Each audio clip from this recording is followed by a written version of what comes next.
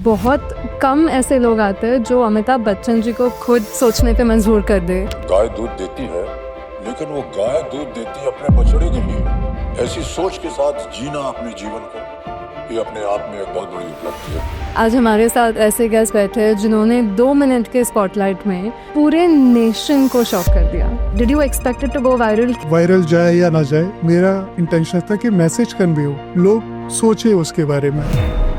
क्या human dairy और ethical dairy कोई चीज़ है? जी, मुझे नहीं लगता कि ह्यूमन डेयरी या एथिकल डेयरी कुछ हो भी सकता है। आप जो ले भी रहे हो, that is not meant for you. First of all it's meant for the काफ। अगर ह्यूमंस को मिल्क की इतनी जरूरत होती, हमारी मदर्स के पास वो कैपेबिलिटी होती में भी हमको फीड करने के लिए। इवोल्यूशन ऐसा है, बेसिकली वो डिक्टेट करता है कि आपको रिक्वायरमेंट नहीं है, और ये डिस्कनेक्ट को हमको ब्रेक करने की जरूरत है। मैंने काफी कुछ बोला था, but unfortunately edit out of. This is the uncut version of KBC right here live. अगर इस सदी के महानायक अमिताभ बच्चन खुद वीगनिज्म को एक थॉट दे सकते हैं, मुझे लगता है कि सबको सोचना चाहिए इसके बारे में।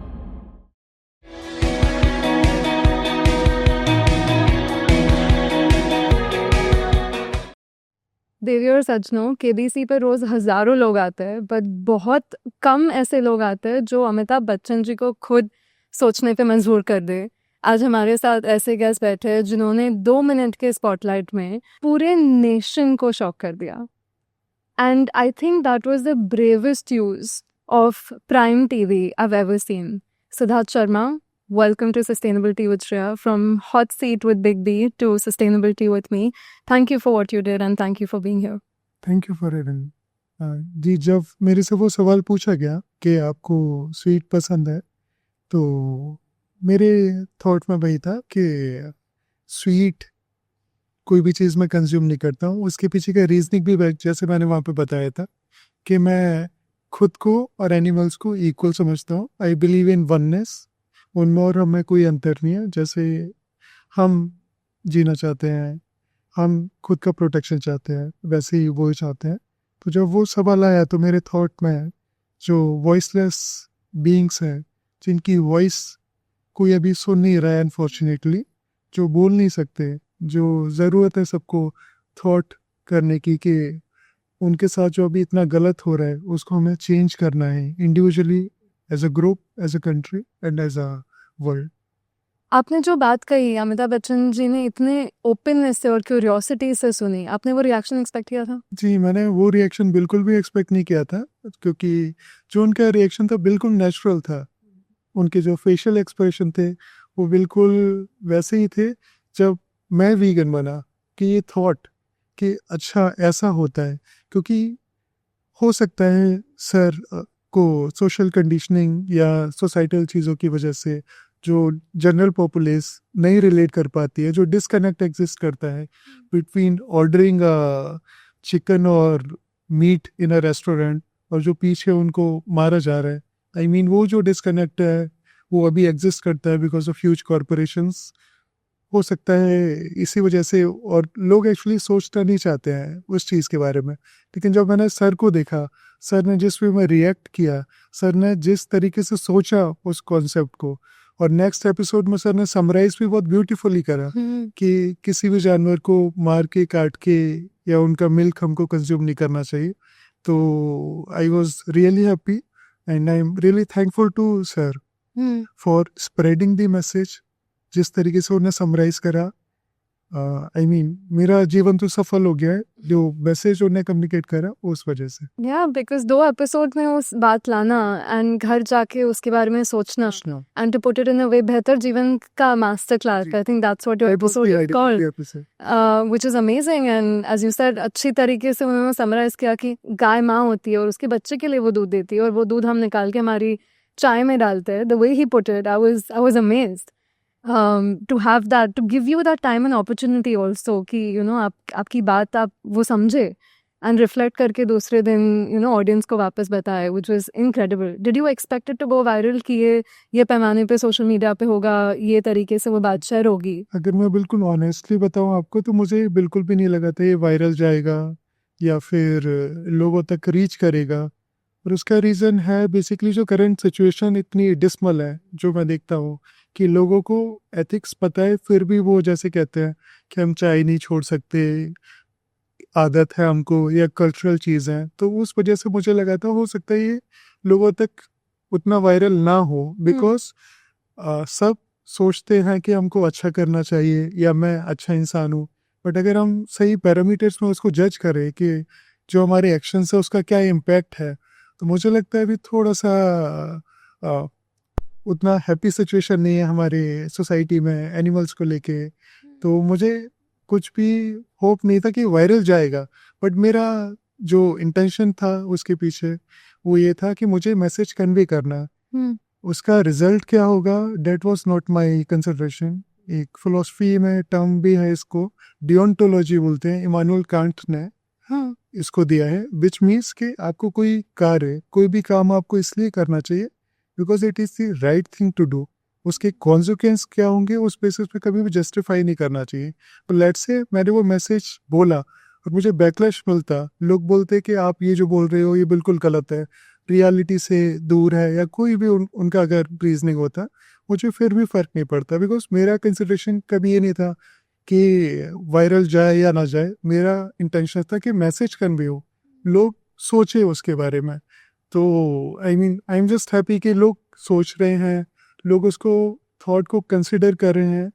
तो I am really happy about it because I think it's time to stop animal exploitation. Absolutely, and that's such a beautiful way of thinking about it कि आप काम करें because it's जी, the right thing to do. हमारी Indian Not- philosophy भी बोलती है हाँ। कि कर्म करो, फल की चिंता मत करो। जो वेस्टर्न फिलोसफी, तो दोनों में सिंक है कि you should do what is right without taking into consideration the consequences और the rewards. Yeah. Rewards are irrelevant, कोई आपको जाने या ना जाने दैट इज सेकेंडरी, बट आपका मैसेज जो आपको कम्युनिकेट करना है, जो आपको एक्ट करना है, that should be rightful in itself. Yeah. So बात आप वेजिटेरियन थे, आप वेजिटेरियन से वीगन हुए हैं।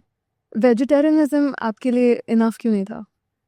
जो एक्चुअली जब मैं पहले वेजिटेरियन था वो सोसाइटल कंडीशनिंग और बिकॉज ऑफ अनअवेयरनेस में था, बट जब मुझे रियलाइज़ हुआ कि वेजिटेरियनिज्म में भी जो क्रूअल्टी इन्वॉल्व है, जो बेसिकली आप इन्फ्लिक्ट करें और किसी लिविंग बीइंग पर जो आप खुद पे इन्फ्लिक्ट नहीं कराना चाहोगे, तब मुझे रियलाइज़ हुआ कि वेजिटेरियनिज्म में बहुत सारे फ्लॉज है। जैसे कि डेयरी इंडस्ट्री ही बेसिस है, बीफ इंडस्ट्री का, मीट इंडस्ट्री का वो बेसिस है, बिकॉज जो भी यूज़फुल नहीं है डेयरी में उन्हीं को at the end of the day मारा जाएगा और कंज्यूम किया जाएगा। तो जब मैं वेजिटेरियन था मुझे ये बिल्कुल भी नहीं पता था, बट मुझे लगता था कि मैं मीट कंज्यूम नहीं कर रहा हूँ, मीट जो कंज्यूम कर रहा है वो तो किसी को मार रहा है, मैं किसी को नहीं मार रहा, ये मेरी बिलीफ थी। तो लेकिन जब मुझे पता चला कि इसमें भी इतना जो वायलेंस इन्वॉल्व है और वो भी उन पर जो बेचारे वॉइसलेस है, हेल्पलेस है, उन पर जो आप वायलेंस कर रहे हैं, तो बहुत ही ज़्यादा मुझको बुरा लगा उस बात का। और मैंने उसी टाइम ये रेक्टिफिकेशन करा अपने बिहेवियर में कि एम्पैथी, कंपैशन, जो ह्यूमैनिटी का कॉन्सेप्ट भी है, ये सिंक में नहीं है बिल्कुल भी अगर मैं वेजिटेरियन डाइट फॉलो करूँ तो। इसीलिए मुझे लगता है कि जो भी वेजिटेरियन है उनको जैसे मीट खाना या किसी चिकन को खाना बुरा लगता है, वैसे ही मुझे लगता है कि उनको दूसरे कॉन्सेप्ट जो कि आर्टिफिशियली आप बेबी को पैदा करवा रहे हो खुद के मिल्क कंजम्पशन के लिए, उस चीज़ को भी मुझे लगता है उन्हें उस कॉन्टेक्स्ट में देखना चाहिए। और काऊ है या बाकी स्पीसीज जिनसे मिल्क लेते हैं उनको मुझे लगता है एज इंडिविजुअल्स, और आप मदर बोलना चाहते हैं, मदर्स की तरह रियल ट्रीटमेंट दीजिए। जस्ट मदर्स बुलाए ये नहीं, बल्कि आप मदर की तरह बिहेवियर करिए। कोई भी चीज़ उनसे फोर्सफुली मत लीजिए जो नहीं देना चाहते वो। उनको कुछ देना होगा तो वो खुद से दे देंगे, जब तक नहीं दे रहे हैं तो आप उनसे दूर ही रहिए। और मैं कहता हूँ कि आप एनिमल लवर मत बोलिए खुद को, आप न्यूट्रल रहिए। आप एनिमल लवर मत बनिए कि मुझे जानवरों से प्यार है, बट आप न्यूट्रल रहिए, लेकिन कोई भी हार्म कॉज मत करिए, ना उनको कुछ गलत बोलिए, ना ही उनके साथ कुछ गलत करिए। तो आई वुड बी हैप्पी कि अगर कोई भी बोले कि मैं एनिमल लवर नहीं हूँ लेकिन मैं कुछ भी गलत नहीं करता उनके साथ, I would be really happy, because कोई भी आप हार्म कॉज नहीं कर रहे हो, then I think you are doing a tremendous job. तो आप ऐसे ही करते रहिए कि कोई भी आपकी चॉइस किसी पे हार्म या वायलेंस इन्फ्लिक्ट ना करे। आपने इतनी एम्पैथी से वो मैसेज कम्युनिकेट किया कि लोगों का reaction, I was looking at the audience reaction and her audience member ताली बजा रहा था। वो यूजुअली रिएक्शन वीगन्स को रियल लाइफ में नहीं मिलती है। आप जैसे बोल रहे हो बैकलैश मिलता है या लोग डिफेंसिव हो जाते हैं। दूध के बारे में बात कर रहे हैं, डेयरी पर्सनल होता है, कल्चरल होता है, हमारे प्रसादों में होता है, मंदिरों में चढ़ाया जाता है। तो आपको क्यों लगता है आपको बैकलैश नहीं मिला और ऑडियंस का रिएक्शन इतना पॉजिटिव क्यों था? मुझे लगता है कि लोगों ने उस मैसेज से कनेक्ट किया जब मैंने उनको बताया कि जिसको हम माँ ट्रीट करते हैं, जिसको हम मदर बोल रहे हैं, उस मदर को हम उसके रियल बच्चे से तो दूर नहीं रखना चाहिए हमें। वो मदर अपने जो मिल्क है वो बेबी के लिए देता है। कोई भी स्पीसीज लाइफ लॉन्ग तो प्रेग्नेंट नहीं रहता है। उनको हम आर्टिफिशियली इंसेमिनेट कर रहे हैं जिससे बच्चा पैदा हो रहा है। वो बच्चा पैदा हो रहा है उनकी मदर के, वो मदर यानी उनको मिल्क देगी। तो कोई भी स्पीसीज लाइफ लॉन्ग तो मिल्क देती नहीं है, ना ही ह्यूमंस में, ना ही और किसी एनिमल्स में। तो वो जो डिस्कनेक्ट है बेसिकली जो अभी क्रिएट किया गया है हमारे माइंड्स में कि मिल्क कैल्शियम होता है, दोनों वाइट कलर के होते हैं, सिमिलैरिटी है दोनों के बीच में, और कि हमको मिल्क पियेंगे तभी स्ट्रांग बनेंगे, ये डिस्कनेक्ट था। तो इसको मुझे लगता है कि हमारी सोसाइटी काफ़ी एम्पैथेटिक है। हमेशा जो हमारा इंडियन कल्चर भी है वो आइस्मा की बात करता है कि सबके टुवर्ड्स आपका कंपैशन होगा, सबके टुवर्ड्स आपको प्रोटेक्शन वाला फील होगा, आपको इंटेंशनली किसी को हार्म नहीं करना है। तो मुझे लगता है कि ऑडियंस ने उस टाइम वो चीज़ रियलाइज़ करी जब मैंने उनको मैसेज कन्वे करने की कोशिश करी कि जो भी आर्टिफिशियली हम प्रोसेस कर रहे हैं, जो नेचुरली पहले होता था और नेचुरली होना चाहिए, और वो हम कर रहे हैं एक कॉमोडिटी ड्राइव करने के लिए मिल्क की तरह। तो cow is not equal to milk, जो अभी जनरल नोशन है लोगों के माइंड्स में कि गाय मतलब दूध, ये नोशंस मिटाने की ज़रूरत है।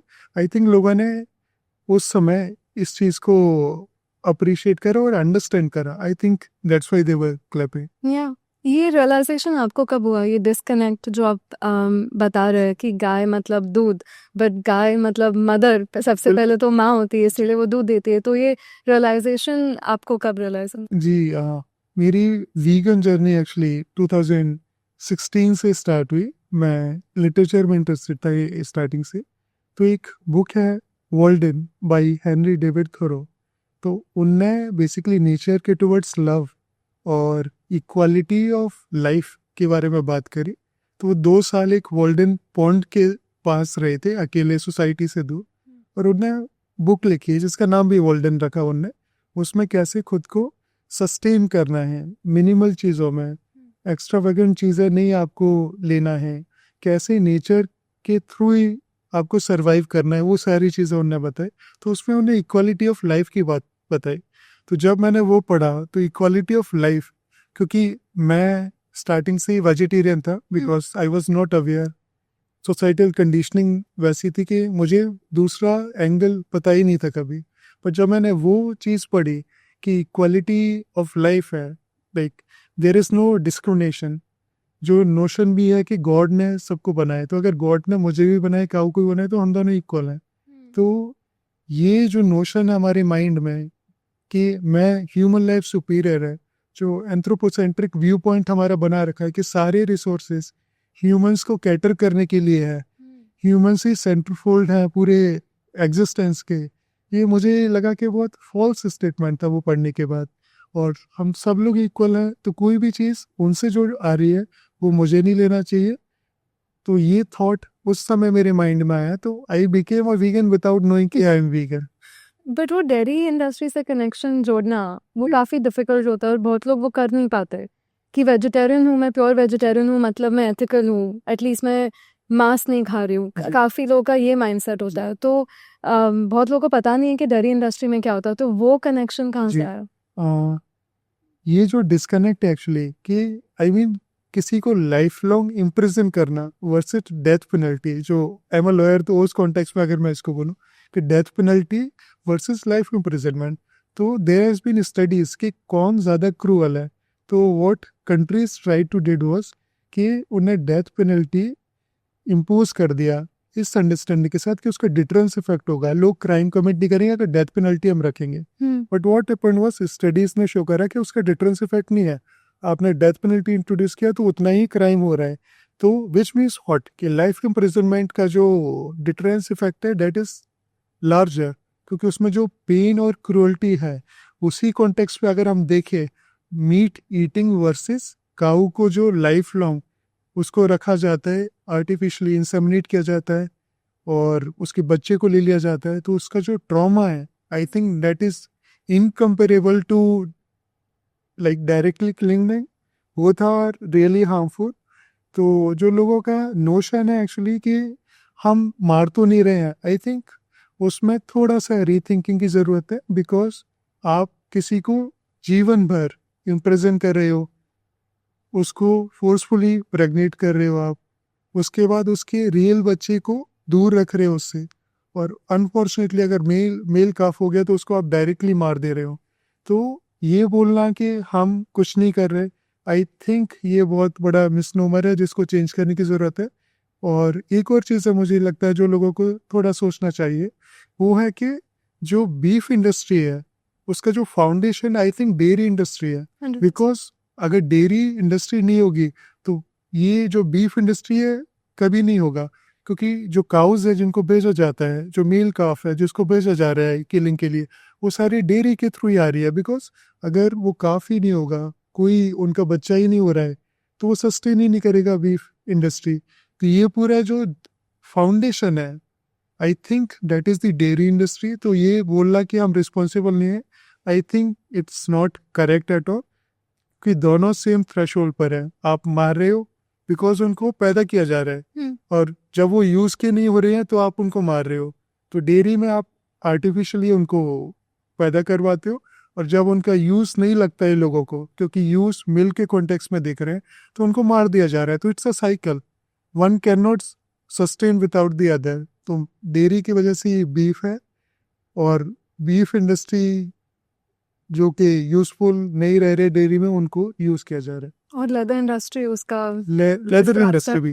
तो इट्स अ वेस्टेज साइकिल जो हमको ब्रेक करने की ज़रूरत है, और ये डिस्कनेक्ट भी हमको तोड़ने की ज़रूरत है कि I mean there can not be any moral superiority of vegetarianism over meat eaters.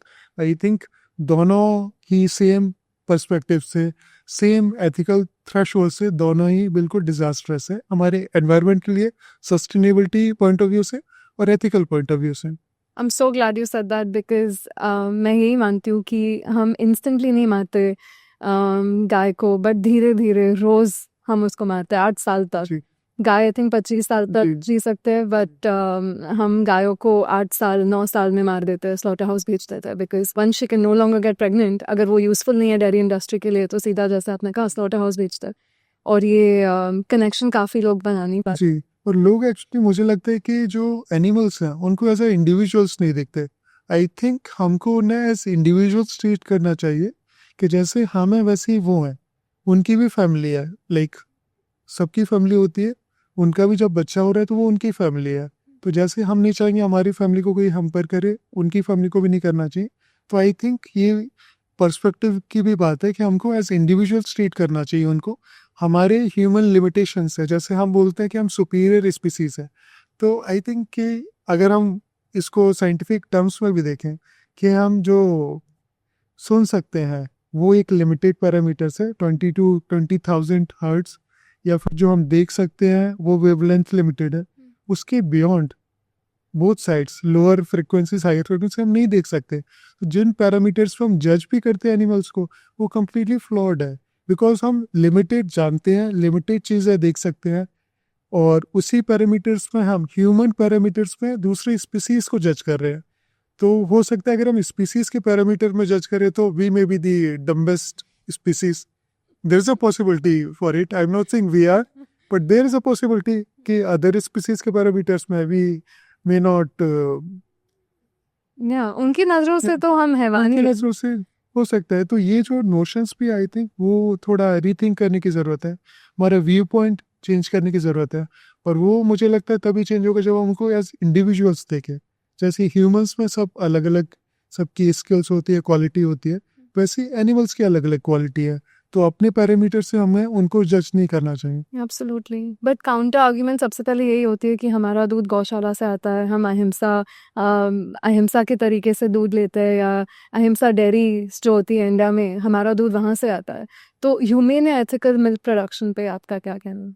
मुझे लगता है ये बहुत बड़ा ऑक्सीमोरन है कि ह्यूमन मिल्क प्रोडक्शन ह्यूमन हो ही नहीं सकता वो, बिकॉज आप जो ले भी रहे हो that is not meant for you first of all.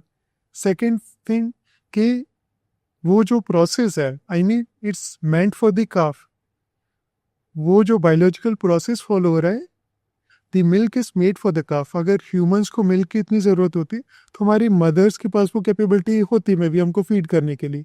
Evolution ऐसा है बेसिकली, वो डिक्टेट करता है कि आपको रिक्वायरमेंट नहीं है। आई मीन अगर कोई भी साइंटिफिक टेम्परामेंट के नोशंस पर सोचेगा, जो कि एक हमारी फंडामेंटल ड्यूटी भी है अंडर द इंडियन कॉन्स्टिट्यूशन, और जो लोग बोलते भी कि साइंटिफिक ब्रेन होना चाहिए हमारा, तो साइंस तो यही डिक्टेट करेगा कि ह्यूमंस को ज़रूरत नहीं है। अगर ज़रूरत होती तो वो हमारे बॉडी में ही होता, हमारे जनरेशन में होता है, बिकॉज जिस स्पीसीज को जो भी रिक्वायरमेंट है वो नेचर हमेशा इक्विप कर देता है।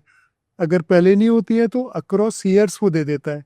तो ये ज़रूरत है ही नहीं हमको कभी मिल्क की। और ये जो नोशन है कि एथिकली मिल्क आ रहा है, मिल्क आप ले रहे हो किसी का, वो कभी एथिकल हो ही नहीं सकता है, बिकॉज वो हमारे लिए बना ही नहीं है। वो केवल बेबी के लिए बना है, जैसे ह्यूमन मिल्क ह्यूमंस के लिए, वैसे ही काऊ का मिल्क उसके काफ के लिए है। तो ह्यूमंस केवल एक स्पीसीज है जो दूसरे स्पीसीज का मिल्क कंज्यूम करते हैं। तो we just need some justification to support our consumption of milk and animals. तो उसी के लिए हम ये जो ह्यूमन किलिंग या ह्यूमन मिल्क प्रोडक्शन, ये सब टर्म्स कॉइन करते हैं जस्ट खुद को जस्टिफाई करने के लिए, खुद के मोरल वर्थ को जस्टिफाई करने के लिए कि हम मोरली काम कर रहे हैं। जस्टिफिकेशंस तो यही होता है, मैल न्यूट्रिशन, प्रोटीन डेफिशिएंसी, या बचपन से खा रहे, पुराने ज़माने में सब लोग ये कंज्यूम करते थे। तो जस्टिफिकेशंस कल्चरल होते हैं या न्यूट्रिशन बेस्ड होते हैं, हेल्थ बेस्ड होते हैं। तो ये कैसे टैकल करें? जी, तो अगर सबसे पहले हेल्थ की बात करें तो इतने सारे एथलीट्स हैं जो वीगन है। Like if we talk about tennis, Novak जोकोविच जो कि 38 ईयर्स की एज में अभी भी compete कर रहे हैं, he is in the top 4, plant based है इतने टाइम से। We talk about Lewis Hamilton, across categories sports person है जो वीगन है, जो कि क्या डिमॉन्स्ट्रेट करता है कि वीगन डाइट खुद में सफिशिएंट है। जो हमारे इनडायरेक्ट तरीका भी है ये आर्ग्यूमेंट देने का कि हमको तो प्रोटीन चाहिए, ये चाहिए। जितने भी स्ट्रॉन्गेस्ट एनिमल्स हैं in the nature, be it elephant, hippopotamus, rhino, वो सारा प्लांट बेस्ड डाइट फॉलो कर रहे हैं। तो स्ट्रेंथ अगर हम नेचर से भी देखें तो वो प्लांट के थ्रू ही आ रही है। तो हेल्थ वाइज तो ऐसी कोई चीज़ है नहीं कि हमको बाकी सोर्सेज से नहीं मिल सकती। और जहाँ तक बात रही विटामिन B12 या D3 की, आई थिंक अभी जो सिचुएशन है, almost everyone is vitamin B12 deficient irrespective of the diet. Vegetarian लोगों में B12 डेफिशिएंसी है, मीट ईटर्स में है। तो आई थिंक इसका कोई कोरिलेशन वीगन डाइट से नहीं है। और हेल्थ पॉइंट ऑफ व्यू से तो ये है, in any case I will give priority to ethics over health.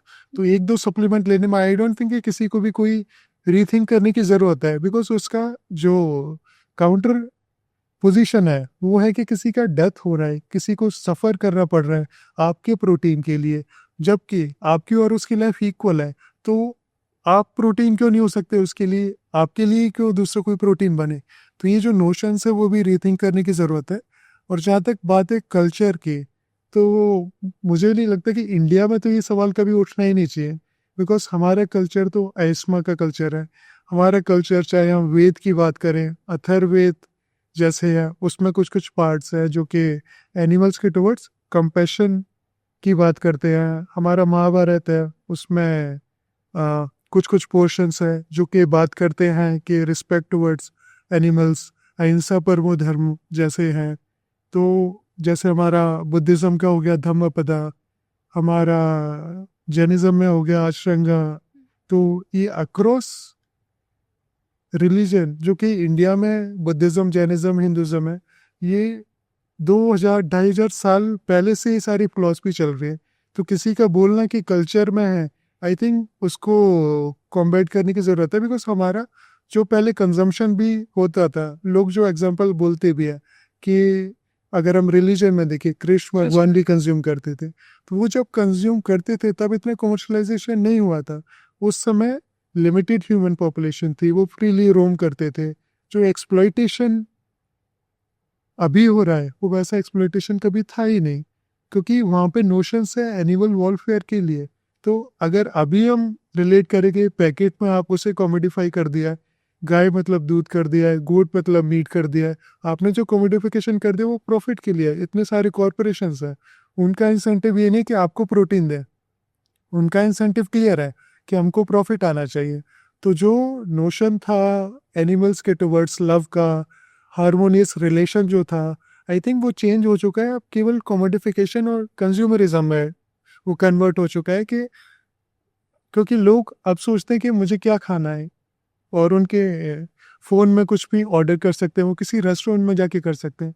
ये जो चॉइसेस हैं ये पहले अवेलेबल भी नहीं थी, लिमिटेड चीज़ थी। तो आज की जो सिचुएशन है जहाँ पे हमारे पास इतने सारे ऑप्शंस हैं, इतने सारे हमारे पास वेरिएबल्स हैं कि हम कुछ भी खा सकते हैं, इतना अच्छी अच्छी चीज़ें प्रोड्यूस होती हैं, प्लांट बेस्ड सीड्स हैं, नट्स हैं, फ्रूट्स हैं, इतने सारे वेजिटेबल्स हैं, 80,000 से भी ज़्यादा। 80,000 से ज़्यादा। और फिर भी हमको कुछ चीज़ें खाने के लिए कल्चर के जस्टिफिकेशन लेना है, और वो कल्चर जो टोटली अभी कॉमर्शलाइज हो गया है, जो कि रियल वैल्यूज़ है कल्चर की, वो आज भी वही है कि आपको रिस्पेक्ट करना है सारे लिविंग बींग्स को, सारे लिविंग बींग्स के लिए आपके अंदर कंपैशन होना है।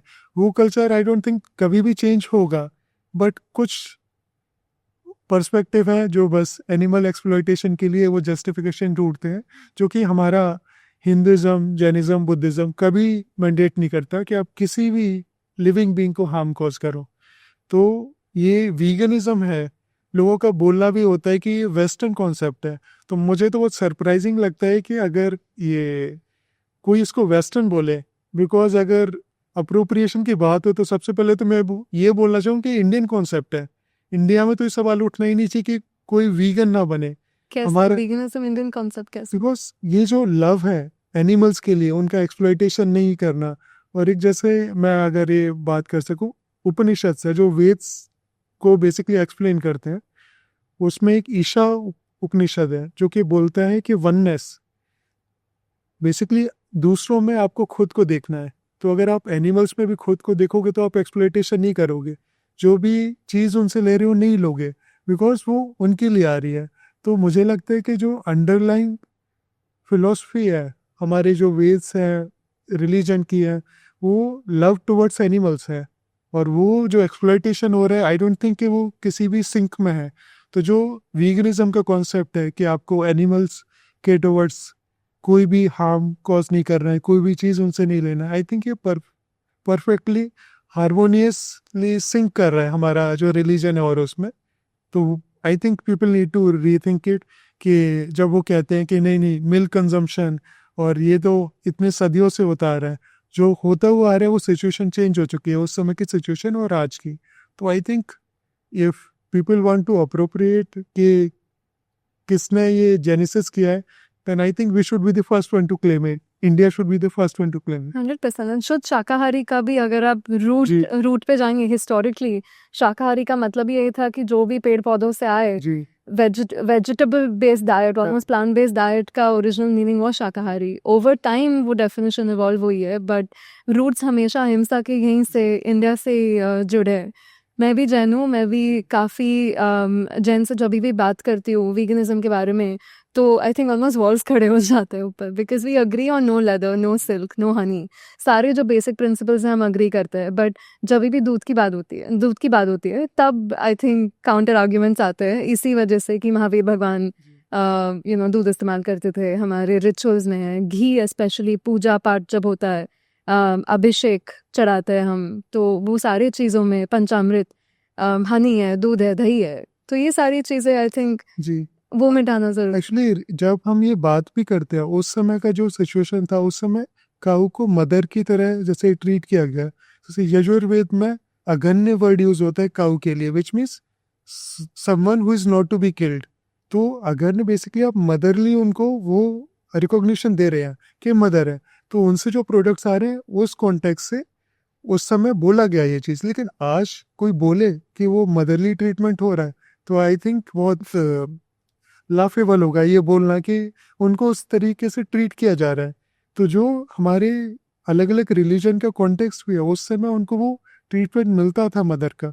I think I would be very happy अगर वही ट्रीटमेंट कोई आज भी दे, बट वो स्केल पे और वो इंडस्ट्रियल लेवल वो- पे इट्स नॉट पॉसिबल। उसको कमर्शलाइजेशन कर दिया है और हम जस्टिफाई कर रहे हैं पुराने नोशन से, जब उनका अच्छा वेलफेयर होता था। वो सिचुएशन चेंज हो गई है, तो आई थिंक तो हमको वो भी रीथिंक करने की ज़रूरत है कि 2-2,500 साल पहले जो उनकी अच्छी सिचुएशन थी और जिस तरीके से जो भी ट्रीटमेंट हो रहा था, उसको हम बेसिस बना रहे हैं आज के एक्सप्लॉइटेशन को जस्टिफाई करने के लिए। या आपने पूरे शो के दौरान ये वर्ड वीगन नहीं यूज किया। जी how come? Because the first time I heard it was आपकी वाइफ ने आई थिंक वो वर्ड इस्तेमाल किया था कि ये वीगन है, और आपके शादी में भी आपने लेदर सिल्क यूज नहीं किया था, तो काफी डिफिकल्ट था उनके लिए। How come? मैंने एक्चुअली सोचा कि लोग जिस चीज़ से रेजोनेट करेंगे नॉर्मली, वो होगा एक एम्पैथी का मिशन, एक कंपैशन का अगर मैं एलिमेंट उनको बताऊं। बिकॉज वीगन वर्ड सुन के मैंने नोटिस किया लोग अपना माइंड शेड कर लेते हैं। वीगन सुना मतलब उनके माइंड में इमेज आएगा कि किसी म्यूजियम में कोई पेंटिंग में कोई कलर फेंक रहा है, या किसी रोड पे लोगों ने ब्लॉक कर लिया रास्ता और लोग नहीं जा पा रहे हैं।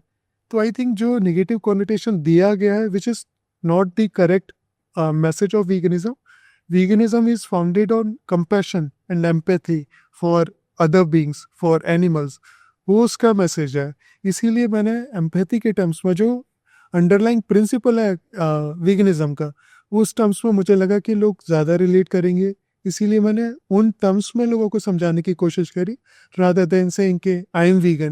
बिकॉज जैसे मैं वीगन बोलता, हो सकता है लोग उतना रिसेप्टिव नहीं रहते उस मैसेज के टुवर्ड्स। या डेफिनेटली आई थिंक फैमिली की बात हुई थी शो पे, जब घी 2 साल का घी का सप्लाई का मेंशन था, तो I think your wife mention कि आपकी मम्मी बहुत खुश होगी वो घी के सप्लाई के बारे में। बट वाज फैमिली डिफिकल्ट जब हम ट्रेडिशंस के बारे में बात करते हैं और कल्चर के बारे में बात करते हैं, फैमिलीज को एक्सेप्ट करना कि हम एक अलग डिसीजन ले रहे हैं, या नया डाइट फॉलो करेंगे, या नई लाइफस्टाइल फॉलो करेंगे कि घी बंद, पनीर बंद, दूध बंद, लेदर सिल्क, ये सारी जो चीज़ें आती है वीगनिज्म में, क्या आपकी फैमिली को ये एक्सेप्ट करना डिफिकल्ट था? जी, मेरी फैमिली के लिए काफ़ी डिफ़िकल्ट था, because it was new for them कि वीगनिज्म उनने भी नहीं सुना था। बट जो मेरे नोशंस थे जिस पे मैंने उनको समझाया, जो सेम मीडियम मैंने केबीसी में भी यूज़ करा, उस तरीके से मैंने उनको समझाया कि देखिए, वो बछड़े को जन्म देती है जब काऊ, तभी मिल्क आता है, तो हमेशा तो आता नहीं है, तो मुझे कंज्यूम नहीं करना है। मैंने एथिकल व्यू पॉइंट से उनको समझाया, तो they were ready to accept it. उनने बोला कि अगर आपको ठीक लग रहा है तो आप फॉलो करो। My father was always supportive of it कि हाँ सही बात है ये। तो मेरे फादर ने हमेशा सपोर्ट किया। माई मदर वॉज, उनके माइंड में वो नोशन था जो कि मदरली लव होता है बच्चों के लिए कि मेरा बच्चा स्वस्थ रहे, तो उनकी भी क्या सोसाइटल कंडीशनिंग, आई थिंक उस वजह से, जो कि सोसाइटी में बोला जाता है कि नहीं नहीं दूध तो ज़रूरी है, घी भी ज़रूरी, जो कि फॉल्स नोशन है। बट आई थिंक इसमें एज अ सोसाइटी हमारी ज़्यादा फॉल्ट है, बिकॉज जिस तरीके से हम ये चीज़ें कन्वे कर रहे हैं, आई थिंक वो चेंज करने की ज़रूरत है। बिकॉज आई डोंट थिंक कोई इंटेंशनली करता है ये जो नोशंस है जो लोगों के ब्रेन में भी है कि दूध के बिना तो आप सर्वाइव ही नहीं कर सकते, मीट के बिना सर्वाइव ही नहीं कर सकते। आई थिंक हमको एजुकेट करने की ज़रूरत है सबको कि ऐसा फैक्चुअली करेक्ट है, ये एथिकली तो करेक्ट है ही, बट फैक्चुअली भी बिल्कुल गलत है ये। तो मेरी मदर के लिए थोड़ा सा डिफ़िकल्ट रहा था। उन्हें काफ़ी कोशिश भी करी मेरे से बोलने की कि नहीं नहीं ऐसे तो सर्वाइव नहीं कर पाओगे, but I fit and healthy. और उन्हें जब एपिसोड देखा तो she was very proud of it. तो आई थिंक अब जब भी वो किसी को बताएंगी तो हैप्पीली बताएंगी कि देखो ये इतना अच्छा मैसेज कन्वे किया, और इतने साल से वीगन है और बिल्कुल स्वस्थ है। तो आई थिंक वो जैसे मेरी मदर में चेंज होगा वो जो थॉट है, आई थिंक सोसाइटी में भी धीरे धीरे वो थॉट चेंज होगा। आपके लिए सबसे डिफिकल्ट क्या चीज़ थी? मेरे लिए मुझे नहीं लगा कोई भी डिफ़िकल्ट थी। ऑल्दो जो चीज़ें मुझे पसंद थी वो डेयरी रिलेटेड ही था, जैसे मैं 1-2 सब्जी खाता था, तो जो मेरी फेवरेट सब्जी थी वही मुझे छोड़ना पड़ा। तो अच्छा। बट मुझे कभी उस बात का वो नहीं हुआ, कभी ना ही मैंने उस टर्म्स में सोचा ऐसे कि डिफ़िकल्ट था मुझे या पनीर दोबारा या खाएँगे। नो, तो एक्चुअली योगर्ट और पोटैटो की सब्जी बनती है ये, हाँ, तो वो मुझे छोड़ना पड़ा और मैं एक्चुअली ज़्यादा वेजिटेबल्स कंज़्यूम नहीं करता था, वही नॉर्मली एवरी अदर डे मुझे वही चाहिए रहता था। बट जब मुझे वो चीज़ समझ में आई, जो मेरा डिस्कनेक्ट था, जब मुझे समझ में आया कि अच्छा, ये तो वहाँ से ड्रिवन है, मैंने छोड़ दिया ईज़िली। तो मुझे नहीं लगता कि कोई भी चीज़ डिफ़िकल्ट है, बिकॉज़ हमको प्रिंसिपल्स के बेसिस पे जीना चाहिए जीवन, कोई भी चीज़ हम फॉलो करते हैं। तो मेरा प्रिंसिपल जब मुझे पता पड़ा कि ये तो गलत है, तो ये कभी कंज़्यूम नहीं करना, तो आई वाज़ वेरी सॉर्टेड कि कुछ भी हो जाए नहीं करना, ना ही मेरी डेथ वेस्ट है कि वो मुझे खिला दो जो मेरी फेवरेट सब्जी मैंने छोड़ी। इवन वो गलत है कंज़्यूम करना, तो मैं कभी कुछ भी हो जाए, कोई भी सिचुएशन आए, कभी कंज़्यूम नहीं करना है, and I am happy about it, because ethics को प्रायोरिटी देना over your tasty buds, I think it feels like a victory to me, and it will always feel like a victory. Oh, I'm so Because glad you're a lawyer, honestly. Your wife was right when she said you're very ethical. Your wife was 100% and right. there's a quote also by there's a philosopher called Epictetus. So he said, "A man is not free until he has conquered himself." So all those people who say it is difficult to leave chai, ये तो आदत है, छोड़ा नहीं जा रहा, Dahi. तो I mean आपको सोचना चाहिए. I mean you are not free because you have not conquered yourself. You are slave to your tasty buds. You are slave to societal conditioning. So I think वो हमको सोचना चाहिए, totally free होना चाहिए, because जब तक आप उन पर डिपेंडेंट हो, I think you are slave to your tasty birds. और तो ये मुझे लगता है लोगों को सोचने की ज़रूरत है। Yeah. आप अगर वकील नहीं होते तो फिलोसोफर जरूर होते, I think. May be, but I love philosophy, so Yeah. हर चीज़ का मुझे लगता है कि सॉल्यूशन है फिलोसफी में।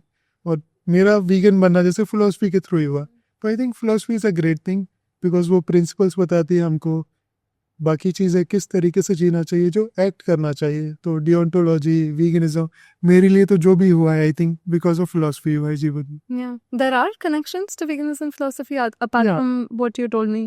With the book. Like equality of life, like I was talking about Immanuel Kant. So categorical imperative, he said, like you should act in a way and you would want your act to become a universal law. So आपको वैसे ही करना चाहिए जैसा आप चाहो कि दूसरे लोग भी आपके साथ करें, तो यूनिवर्सल लॉ बन जाए। तो आपको किसी को मारना नहीं चाहिए, क्योंकि कोई आपको मारेगा तो आप नहीं चाहोगे कि वो यूनिवर्सल लॉ बने। तो आई थिंक ये जो प्रिंसिपल है, ये वीगनिज्म को जस्टिफाई करता है कि आपको किसी को नहीं मारना है, किसी से कोई चीज़ नहीं लेनी है, बिकॉज आपसे कोई बिना आपकी कंसेंट के कोई चीज़ लेगा तो आपको अच्छा नहीं लगेगा। तो I think philosophy, veganism, I mean synonymous है, क्योंकि जो प्रिंसिपल्स हैं, आई मीन एथिक्स के, सारे वहाँ से ड्राइव हो सकते हैं। तो आई थिंक अगर कोई फिलोसफर होगा तो वो वीगनिज्म में जा सकता है, अगर वो रियली उसको सोचे।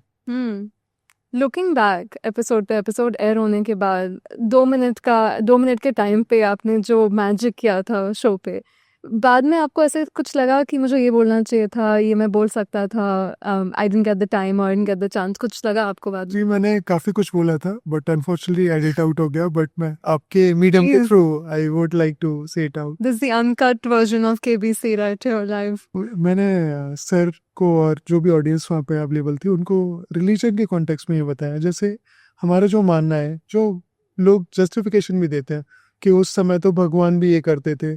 तो जैसे विष्णु भगवान है, उन्हें 10 अवतार लिए, तो वन ऑफ द अवतार वॉज मत्स्य अवतार, जो कि फिश अवतार है। तो फिश का उनने फॉर्म लिया था। तो आज जो कि trillions of fishes are killed every year, उनको मारा जाता है।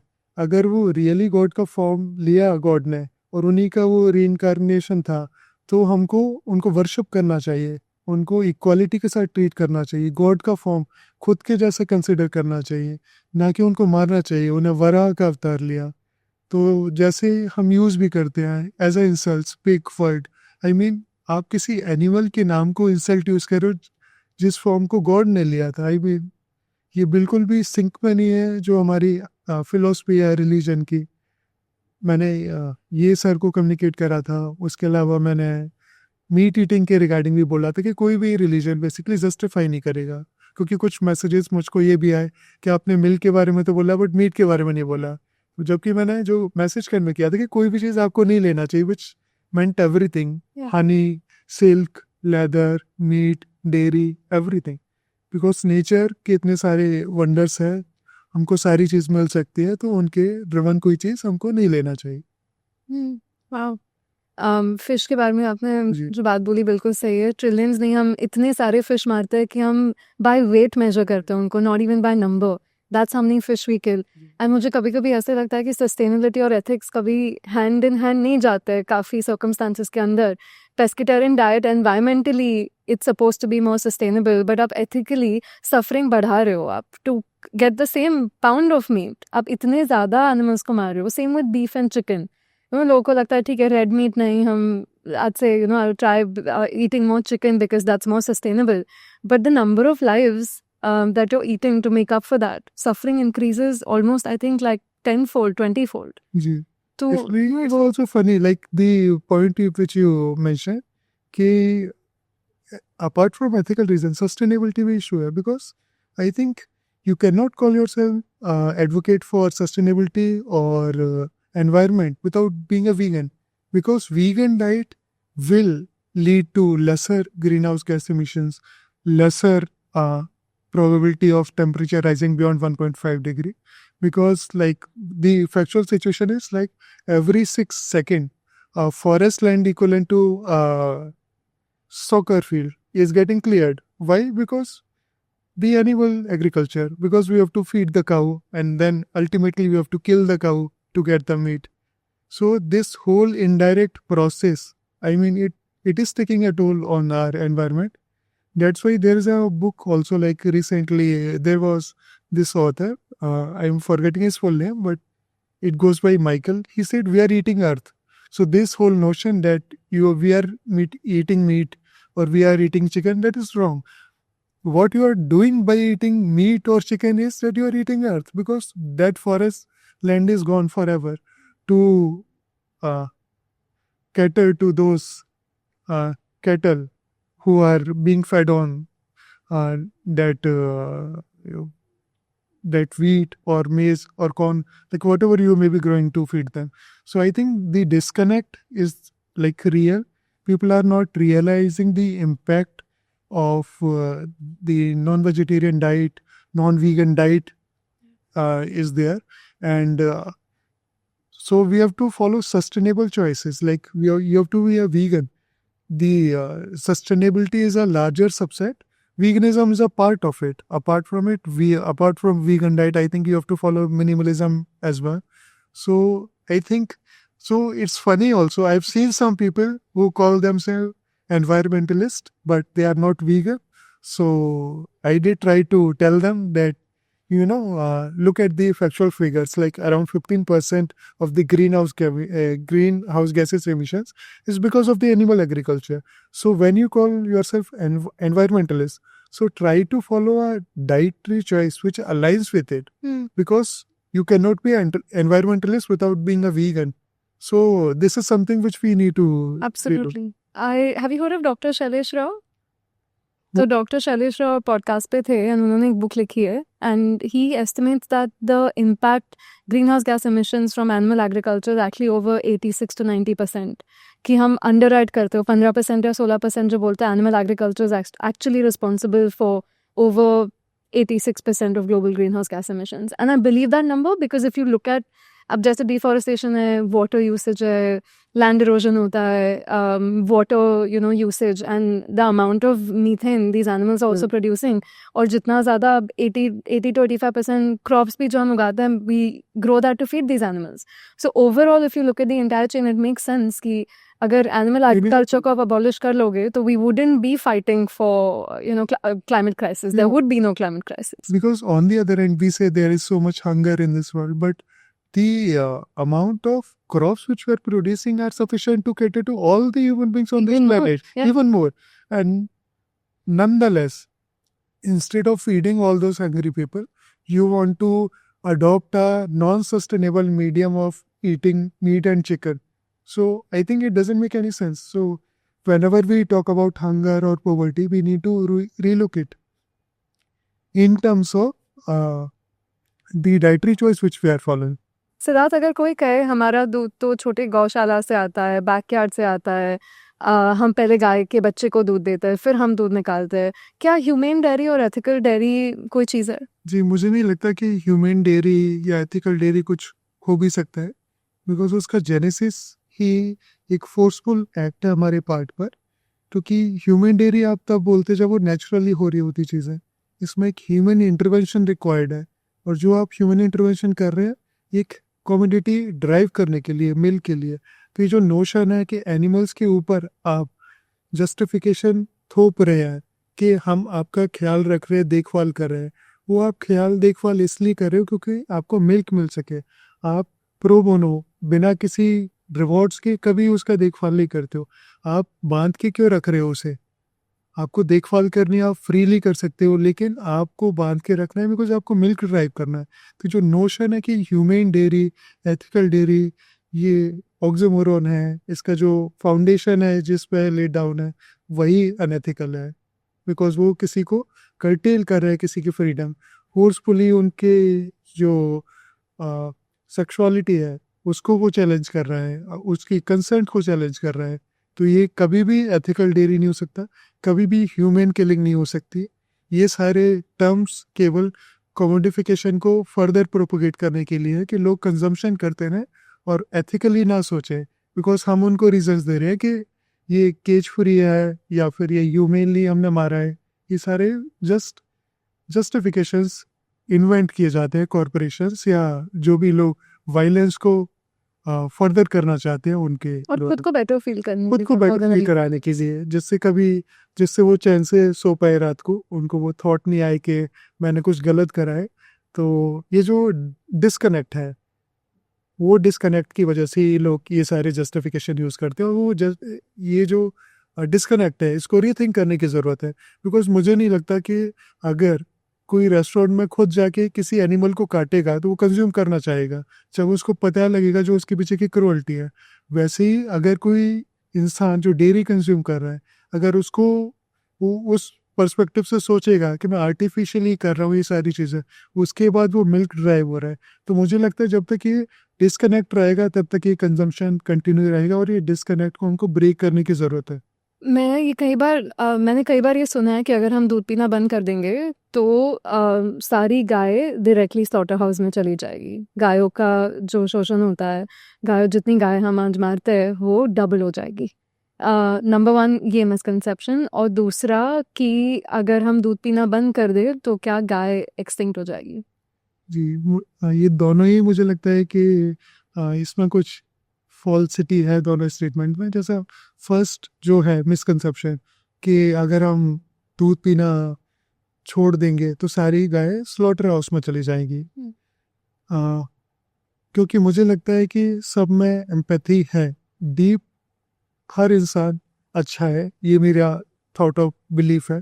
लोग इसको काउंटर कर सकते हैं, but I think everyone in this world has some empathy in it, और वो छिप जाती है सोसाइटल कंडीशनिंग की वजह से या फिर जो नोशंस है अनअवेयरनेस की वजह से। तो वो लोगों को जब पता लगेगा आई थिंक तो उससे चेंज आएगा, और लोग उनको एज ए इंडिविजुअल्स देखेंगे, मीट डेयरी के कॉन्टेक्स्ट में नहीं देखेंगे कि डेयरी ख़त्म हुआ तो मीट के लिए वो चले जाएंगे। तो ये मुझे लगता है चेंज होगा धीरे धीरे। It's a long battle, but I think धीरे धीरे लोग इसको रीथिंक करेंगे और चेंज होगा। और जो सेकेंड मिसकंसेप्शन है कि अगर गाय का हम दूध पीना छोड़ देंगे तो एक्सटिंक्ट हो जाएगी, तो there might be some truth to it and reason भी कि as on date only 4% of wild life species are left.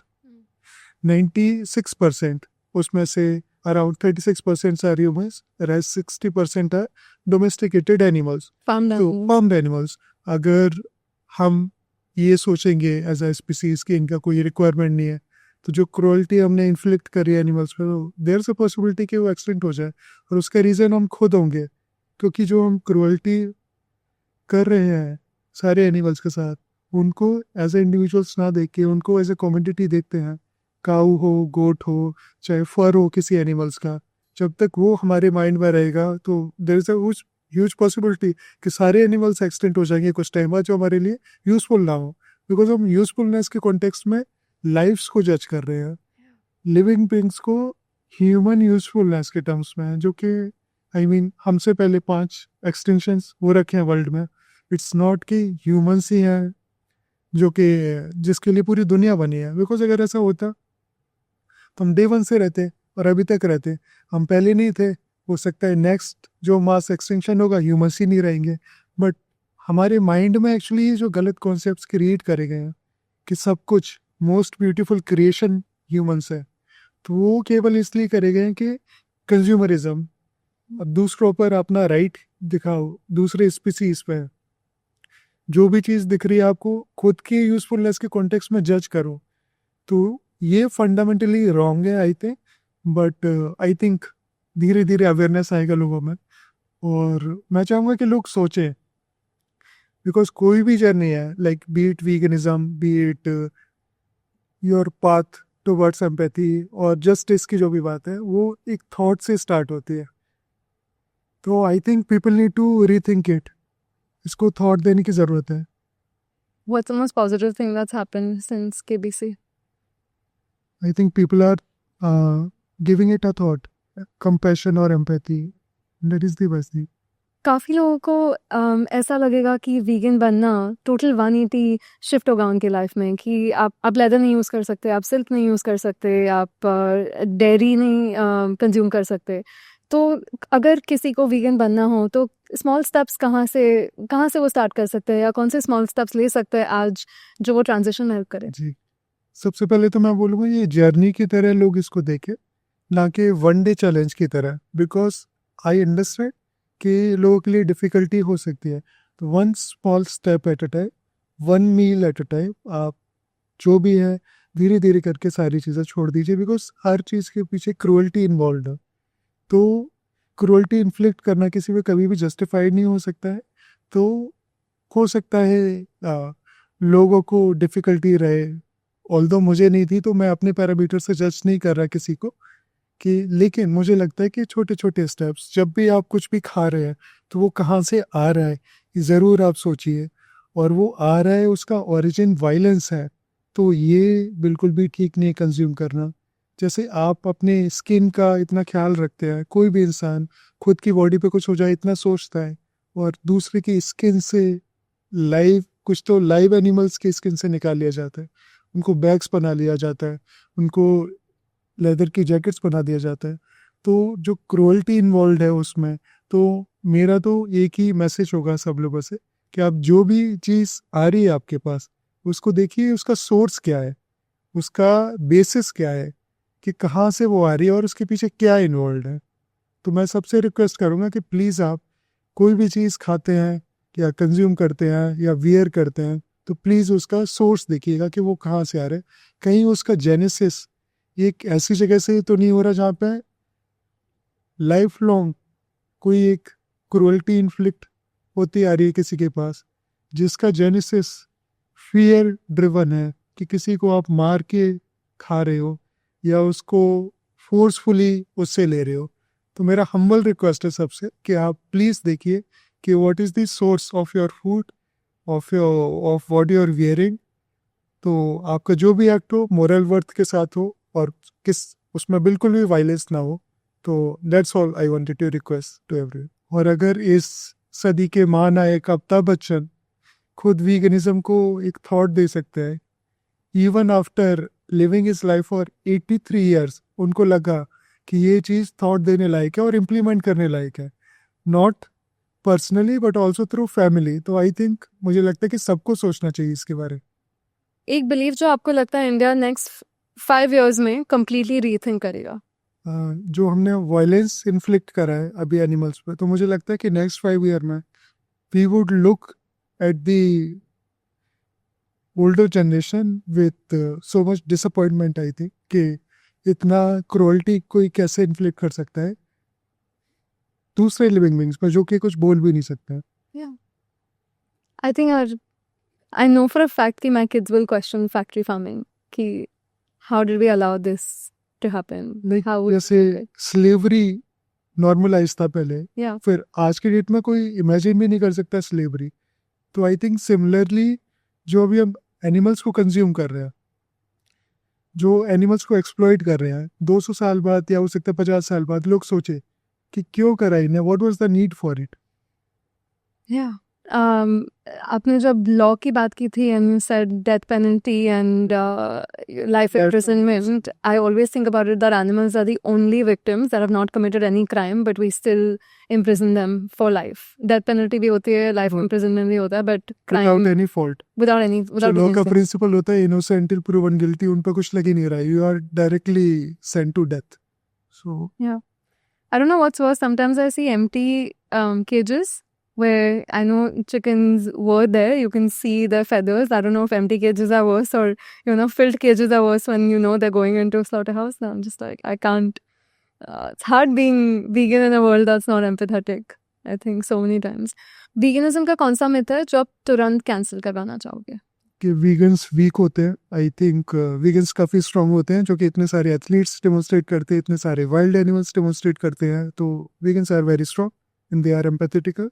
तो एम्पैथी के टर्म्स में आई थिंक प्रिंसिपल्स के थ्रू कोई जीवन जी रहा है, तो मुझे लगता है कि ये मिथ है कि वीगन्स वीक है. Vegans are really strong. 2025 में सबसे इफेक्टिव फॉर्म ऑफ एक्टिविज्म आपके हिसाब से कौन सा है? सोशल मीडिया या कम्युनिटी एक्टिविज्म या प्रोटेस्ट करना, या बिकॉज हर किसी को केबीसी का प्लेटफॉर्म नहीं मिलता. I love how you use prime TV, but what's the most effective form of I activism? think all the platforms are needed, because even if we are conveying the message to a single person, I think that's enough in itself. So we are going towards the goal of ending animal suffering. So I think all the mediums are necessary and all are effective, because one person is enough. If we are conveying our message to one person, so activism, social media, all the platforms are effective and all of them are needed. I personally believe that children are naturally vegan. You're born empathetic. And I think ये analogy भी होती है कि अगर अब बच्चे को खरगोश दे दो और एक एप्पल दे दो, तो बच्चा obviously खरगोश से खेलेगा और एप्पल खाएगा. ऐसा नहीं कि वो खरगोश खाएगा. तो yeah, I do believe that children are naturally empathetic. And over time उनको स्कूल में सिखाया जाता है कि फिश खाना चाहिए, एग्स खाना चाहिए, मिल्क हेल्दी होता है.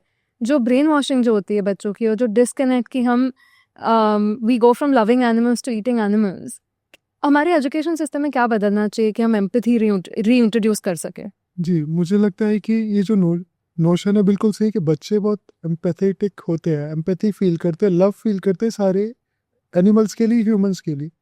ये लेकिन चेंज कराया जा रहा है हमारे एजुकेशन मेथड के थ्रू, पेरेंट्स के थ्रू, सोसाइटी के थ्रू, कि नहीं आपको ज़रूरत है इसकी, कॉरपोरेशन के थ्रू, कि नहीं आप दूर नहीं पियोगे तो वीक हो जाओगे, आपकी हड्डियाँ कमज़ोर हो जाएगी. आई मीन ये जो नोशंस है, आई थिंक सोसाइटी के थ्रू इनकलकेट किए जा रहे हैं उनके माइंड में, उनके हैबिट्स में, कि आपको ये करना है. एनिमल एक्सप्लॉइटेशन के लिए उनको सपोर्ट किया जा रहा है.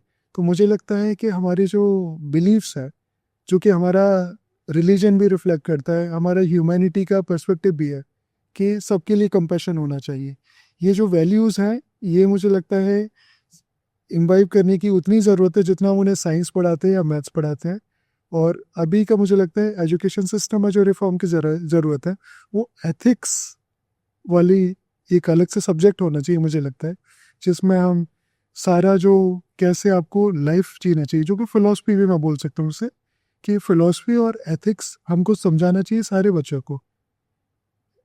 बिल्कुल सिमिलरली उसी तरीके से सोशल साइंस और साइंस है. That is the only way, because आप जो उनका नेचुरल इंस्टिंक्ट है लव और कंपैशन वाला, आप उसको किल कर रहे हो, कर्टेल कर रहे हो.